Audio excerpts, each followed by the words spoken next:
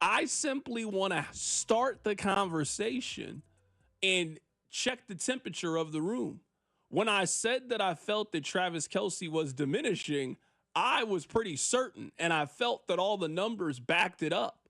I know you guys think otherwise, but I don't just come on here to say things to say them. I usually try to have data points. I usually try to have information that backs up what I'm saying.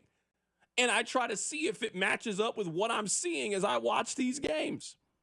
If you go through the first 45 games last year for Salvador Perez, he had 11 doubles, 8 home runs, 36 RBIs. He was hitting .333, had an on-base percentage of .400, and was slugging .549.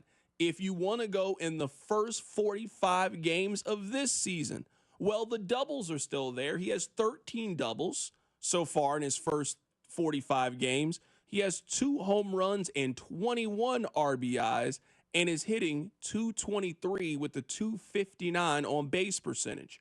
One of the major reasons why the Royals offense is struggling is Salvador Perez. Now, I'm not telling you that Salvador Perez is cooked because honestly, I don't know yet.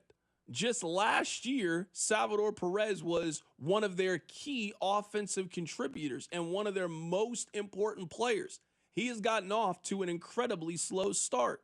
Is this indicative of a 35-year-old who has played a lot of baseball in his career? Salvador Perez is 3 games short of playing in 1,600 baseball games. We're talking about a guy that every year is playing somewhere between 130 and 155 games or so, and he's been doing that pretty consistently since 2013. It was noticeable to me as I was watching this weekend, and my friend looked to me and said, is Salvi the only one from the 15 team that's still playing? And I looked back and I said, yeah. Everybody else that was being celebrated is done. Lorenzo Cain, done. Eric Hosmer has a podcast now. Mike Moustakas is going in the Royals Hall of Fame on the 31st. Everybody else that we grew up with and loved and forever Royal, they're done at this point. Salvi is the only one who is still in the major leagues. He's 35.